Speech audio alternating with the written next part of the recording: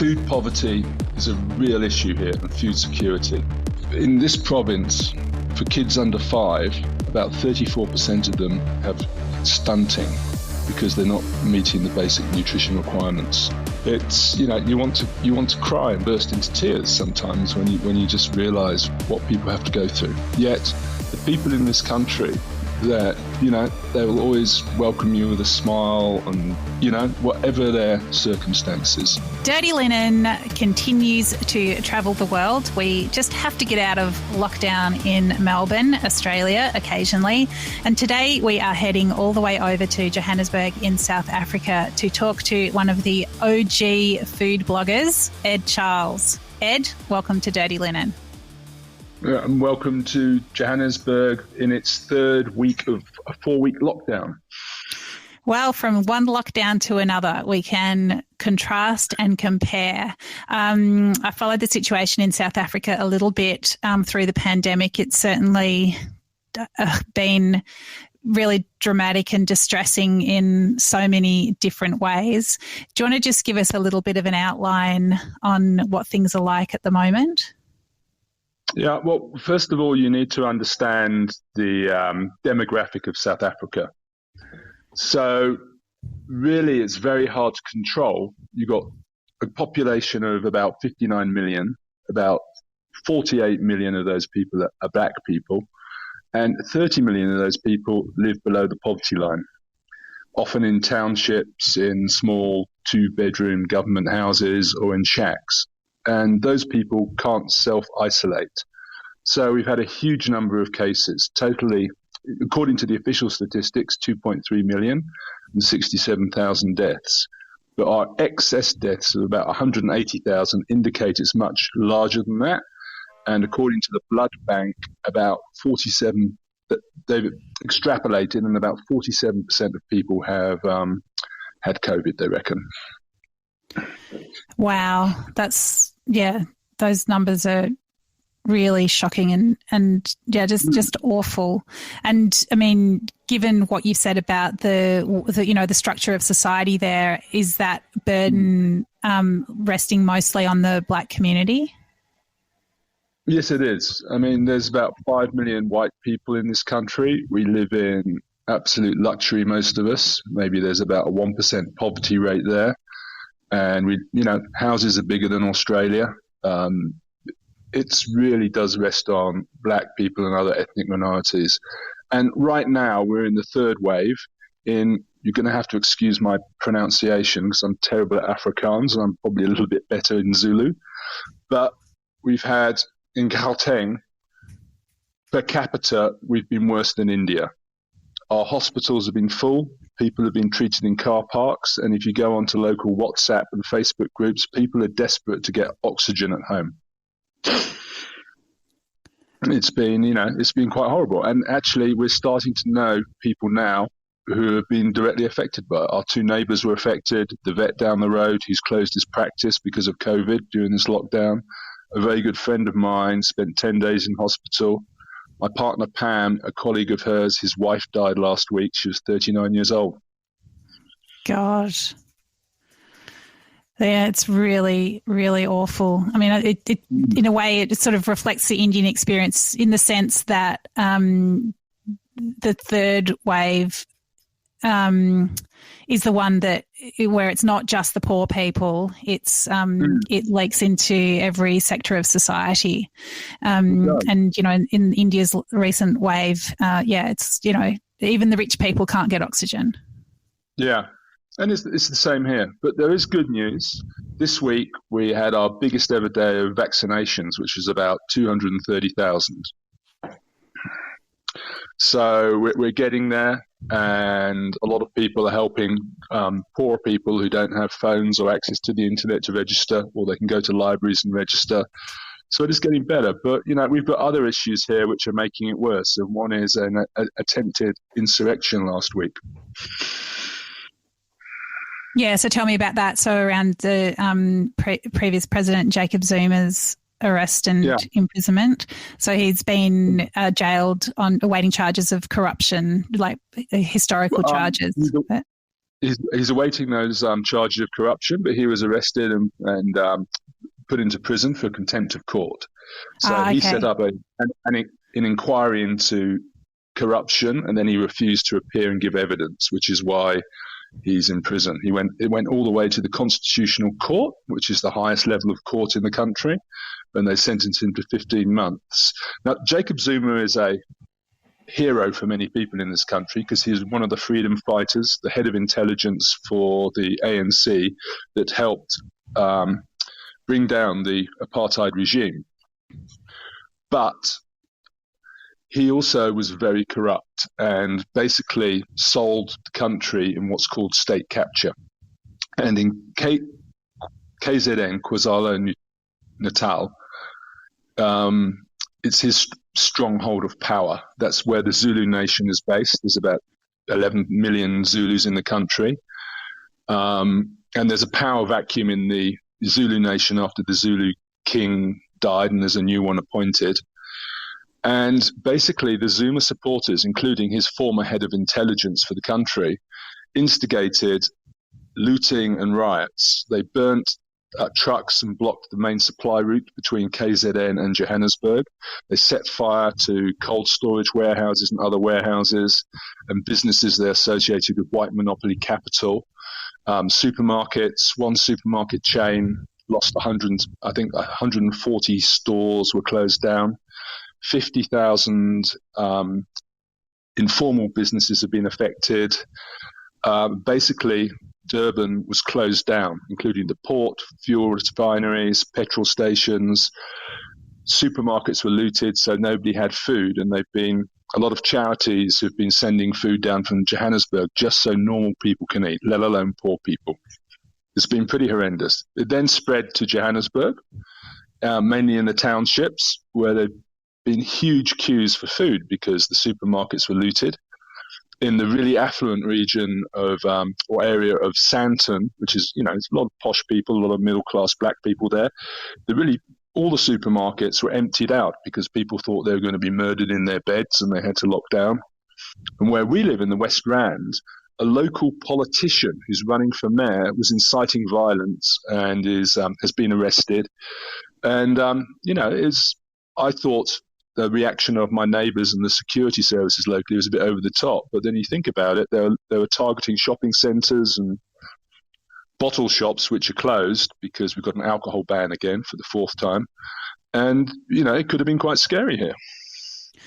Well, I mean, it actually does sound incredibly scary already. It sounds dreadful. Like the basis of the structure of society is just being dismantled violently, in front of you. And I mean, my power went out today for 2 hours and I was freaking out. I just can't imagine how distressing that all is to try to get your head around. Well, we have regular rolling 2-hour blackouts when there's too much stress on the electrical grid, and regularly the infrastructure breaks for either power or water. So, if you're running a business, unless you've got a generator or an alternative water supply, it can be impossible. And there are many people who live in shacks who don't really have access to a water apart from a standpipe or have a toilet in their house. It's the size of 2 beds often, where you might have a whole family living. And some have electricity. We've actually put solar power in, and we've got water tanks so we can sort of survive off grid. But it's not good. And also there's a history of violent protest here. It's not nice protests like you get in Australia. So when black people want to protest, they burn piles of tyres in the middle of the street. Just a township near us only a few weeks ago, they necklaced 9 young guys who'd been stealing phones and things from the residents there. That means they set fire to them and killed them. There's a history of violence, and it's a bit of a tinderbox around here, so it doesn't take much to set it alight. And studies in the UK have shown that riots are contagious. So they start in one place and they spread very easily unless you sort of unless you have stringent policing and just stop them.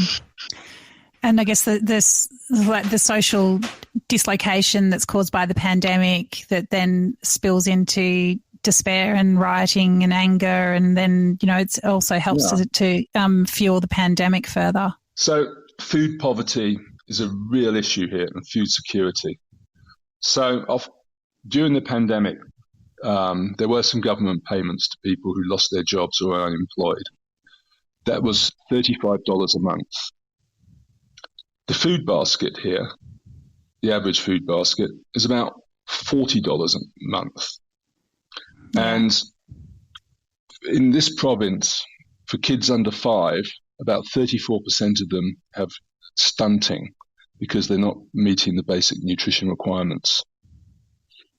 It's, you want to cry and burst into tears sometimes when you just realize what people have to go through. Yet the people in this country, that they will always welcome you with a smile, and whatever their circumstances. It's a really complex place, South Africa, and I've only been there briefly, and I only went to Johannesburg and around there. But I suppose one thing that really struck me, I mean, you cannot help but be struck by the inequality, and every society. Well, it's a rare society. I don't know of any that are really equal, but the inequality in South Africa is very much in your face. And, as a white person there, under privileged circumstances, I was mostly hanging out in big houses, gated communities, doors that lock as soon as you get in a car. It was all very security conscious. But of course, people only feel the need to do that because the society is so unequal, and the people that are at the bottom of that chain are, understandably often quite desperate to change their circumstances, even if only in the immediate. There are, and there's a lot of, there's a lot of crime as a result. Not everybody's a criminal, and the majority of people aren't. And, sometimes I'm actually quite disgusted by what some of the people in our local WhatsApp group say in terms of being racist and racial profiling. But also they behave like, people are going to come and murder them in their beds, which is not going to happen. There's no exaggeration and a mass hysteria here. And one of the things to remember about this country is we still have the apartheid spatial planning. They created these townships so white people didn't have to live next door to black people, and they still exist. I mean, Soweto is actually quite a middle-class place. You go to another one called Alex, which is right next to Sandton, the sort of wealthiest square mile in Africa. And I've been there, and it's quite a scary place. People live shoulder to shoulder in shacks. There are some sort of middle-class houses, but there's a lot of crime there as well. And you just can't escape that when there's so many people who are unemployed. I think it's among black South Africans, 47% are unemployed. And I heard a figure recently that it's more like 70% for youth. So, Ed, this is supposed to be a food podcast, and I think one thing we can say about food is that it is intertwined through every aspect of life, including politics and class and the economy. But what can you tell us about the way that restaurants and other food businesses have navigated the pandemic? Well, it's been very similar to in Australia. Restaurants have pivoted to takeaways. They've had additional suffering because we've had periodic alcohol bans, so they haven't been able to supply alcohol or anything like that when there's sit down, which is the current situation for them. Apparently over 1,000 have closed in this country. In Cape Town right now, a lot of restaurants have just closed down completely because there's a lot of violence and shootings between taxi operators. So the taxis in South Africa are basically minibuses that take poor people to work, and they fight continually over their turf. In Johannesburg, some of the nicest places, the sort of, the kind of restaurant that's owned by a couple that does really nice food and has nice wine, many of those have closed. There's a lot of very large restaurants, the very big, glitzy, glamorous ones where you get sort of displays of champagne, they're sort of doing okay. But there's one particular one in Nelson Mandela Square, which is a new one, where they've decided to close completely during lockdown. And they also have done something interesting. They're ensuring that all their staff are going to be vaccinated, the ones that are eligible to be vaccinated, which is a pretty good thing, because it's not, if everybody's vaccinated, we're all a bit safer. It's sort of depressing in some ways. You have a nice wine bar that opens here. There's a wine bar called Public, which came from Cape Town, which closed. And then a local celebrity, Mapanyani, opened a burger bar there, and that's just closed as well. And so more people unemployed. It's really tough for them at the moment. And with the alcohol bans, what's the reasoning behind those? Well, it's a bit of a Wild West here, so you get a lot of drunken drivers and a lot of drunken violence that includes stabbings.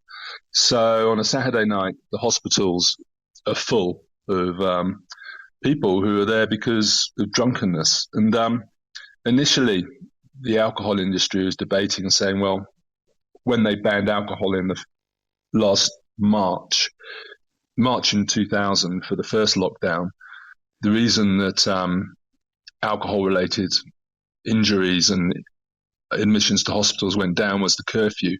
But it's been proven since that it's not. It's just drunk people clog hospitals, unfortunately.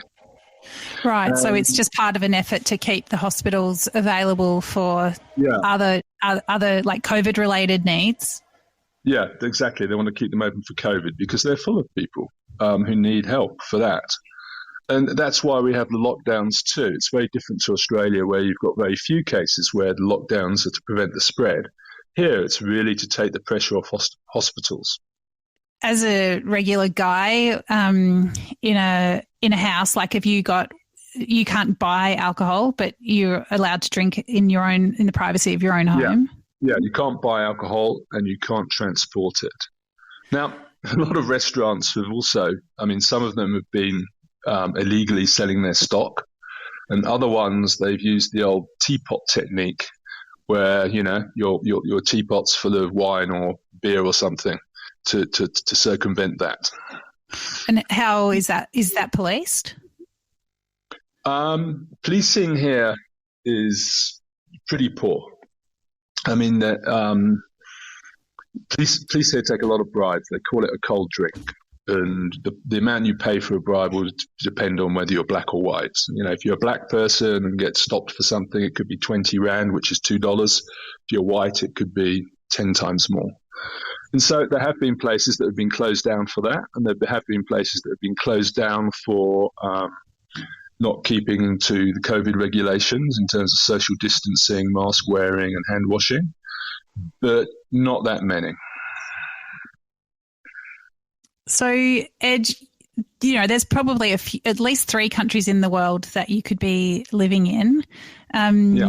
What has taken you to South Africa, and what's made you stay?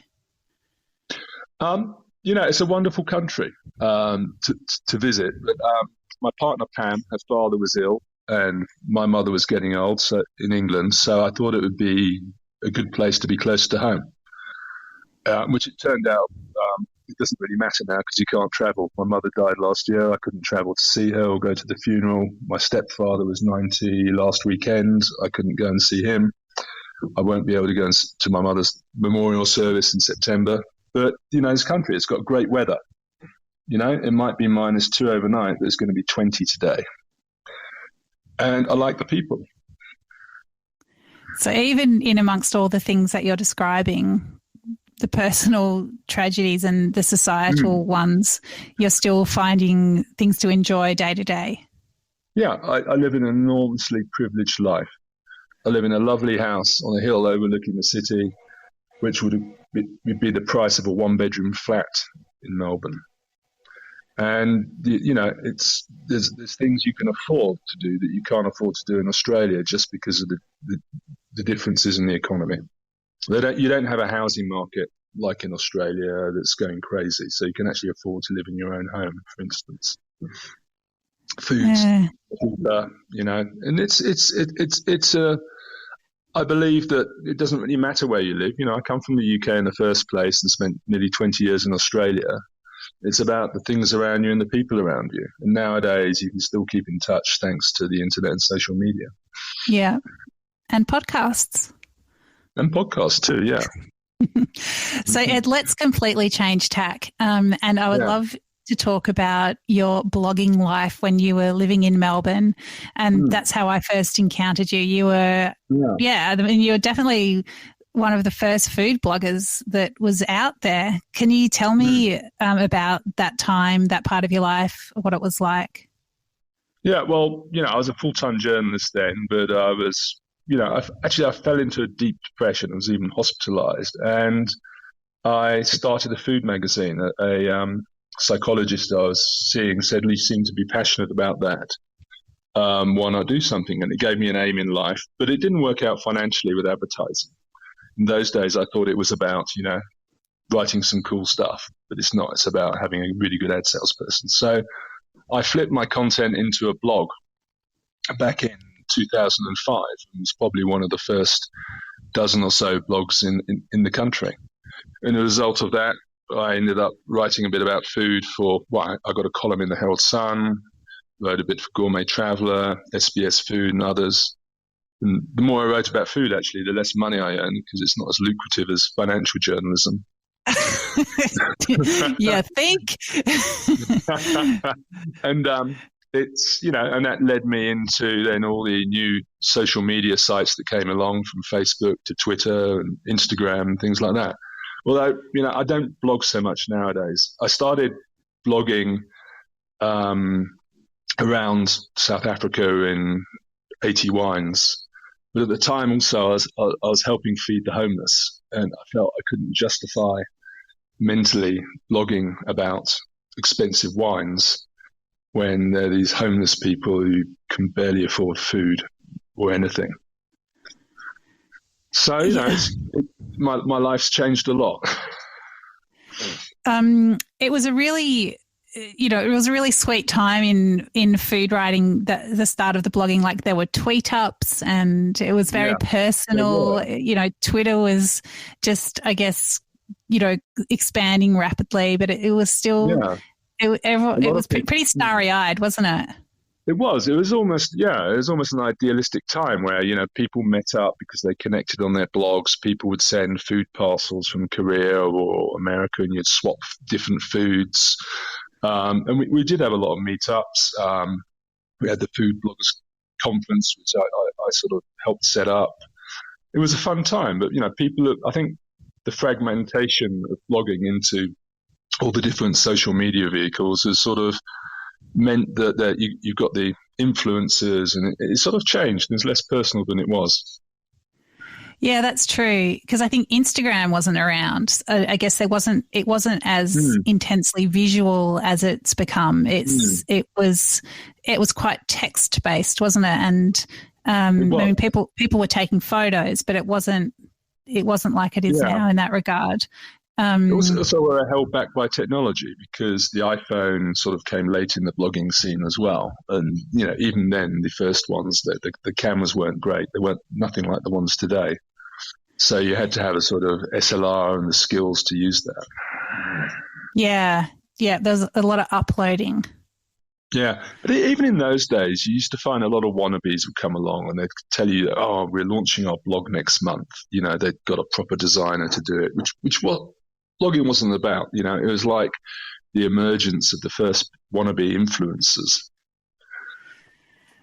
And what stopped you? What took you away from it? When you're writing full time, there's a lot of pressure when you have to write something in your spare time. It's hard.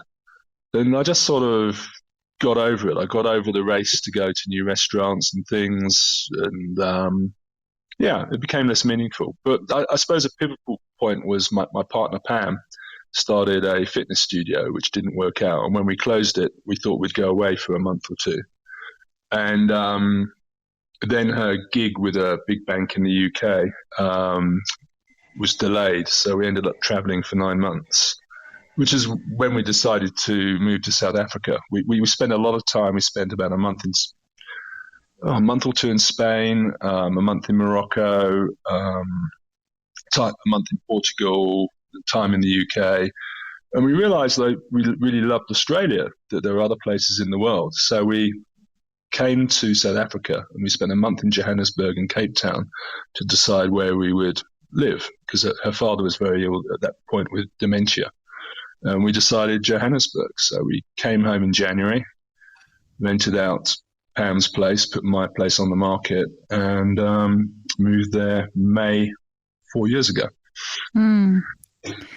One thing that's I found really interesting in the past year in food media is that newsletters have really come to the fore. And to me, it has the similar feeling to when blogging arose in the mid-noughties, where people are writing these really, I guess, lo-fi newsletters to a subscriber base. Sometimes there's a little bit of income attached to it with a Patreon or a subscription, whatever it is. Mm-hmm. But it just does have a bit of that frontier feeling of the early blogs. Have you encountered any of those?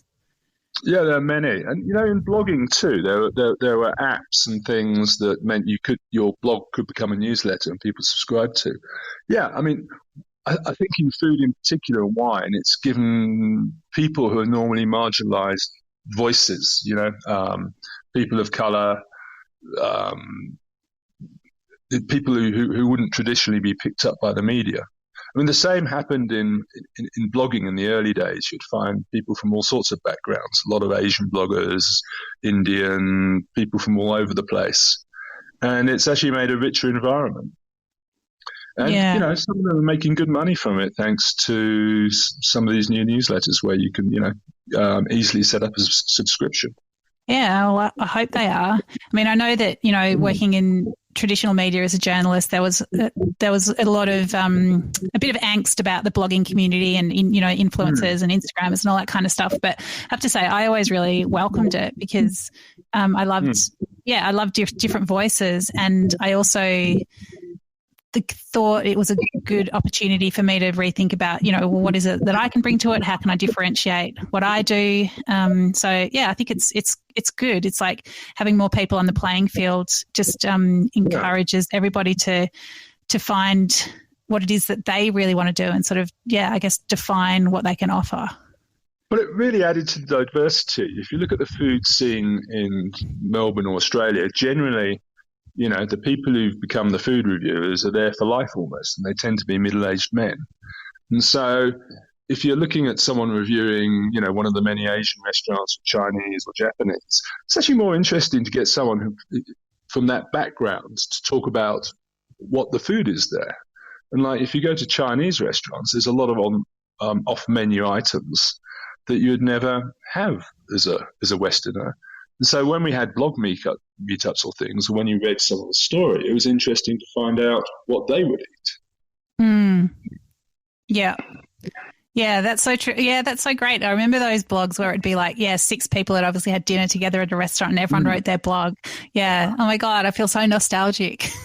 Yeah. I mean, it became very intense because everybody was racing to get to to review something first. I remember one of the blog pieces I wrote that I particularly liked was the first night at Lau's Family Kitchen. And I felt it was like, not everything was going right, but it was like the sort of first night sort of theatre review, which it was, of course, because restaurants are theatre. Beautiful Lau's. Yeah. It's a restaurant that we've said goodbye to this year, but you were there right at the start. Yeah. So, Ed, from your perspective in South Africa, but obviously still keeping a pretty close eye on what's happening in Australia and Australian hospitality, how do you? What's your perspective on the way things are shaking down here? Look, it seems like it's all going to be for the better. Ultimately, there's a lot of marginal restaurants which probably weren't fun for people to run because they really weren't making any money. And it wasn't fun for a lot of staff to work in these places because of the hours they're expected to work and the unpaid overtime. It seems now that's been sorted out with new wage conditions. And after a shakeout, I suspect the sector will be healthier. But, I'm quite jealous of it because of the diversity of food you have in Australia, which you just don't have here. What are you missing out on? Well, for instance, sushi. It normally seems to be, pretty pedestrian with mayonnaise squirted on top. Asian food, I find myself cooking a lot rather than going out now because of COVID. I'll sort of tap into the recipes of Tony Tan or someone like that, or David Thompson, because you can get some of the ingredients. You just find you don't get it in restaurants here. And partly it's because Australians travel so much. And you have, even young chefs have the economic wherewithal to travel to London or wherever to do a stage and learn about the food of Noma or whatever other restaurant. Whereas people don't have the money to travel as much here. And if you look at the people working in the kitchens, you'll find a lot of them are black people, a lot of them working in the restaurants are black people. They're not even going to be able to afford the wine that they would serve or know much about it. It's not like Australia where you have these intense professionals who are really into this particular type of wine or something like that, and that passion. It's a job because people are trying to survive. Yeah. It's quite different. I miss the scene a lot in Australia. Well, or from travelling abroad too. Yeah. Yes, well, we all miss travelling as well. We do, yeah. Yeah. Hopefully next year we'll be able to, Possibly. have a little tweet up. Where do you think you'll go first? Well, I don't know. The two countries, as you asked me, that just popped into my mind were Italy and Japan. But I don't know. I've got ailing in-laws in England that I definitely need to see. Yeah. I mean, honestly, I'd go anywhere. But yeah. Where would you go? Yeah. Well, definitely England, because I'd like to see my family, visit my mother's grave. I spent 2 years ago, I spent about a month in Rome, so I have great memories. I'd love to go back there.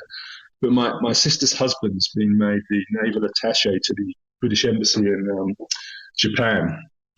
They're moving there next southern winter. So I think Japan will be on the agenda too. Oh, I might run into you in a sushi bar. Yeah, exactly. Ed, thank you so much for sharing your Johannesburg perspective with us today. I think it's it's really, I think, we're going through a really tough time this winter in Australia, and a lot of hospitality businesses and workers are really suffering. It's not easy, but we don't have riots in the street, and we don't have the extreme social dislocation that you're going through in South Africa. So I think we do have a lot to be grateful for.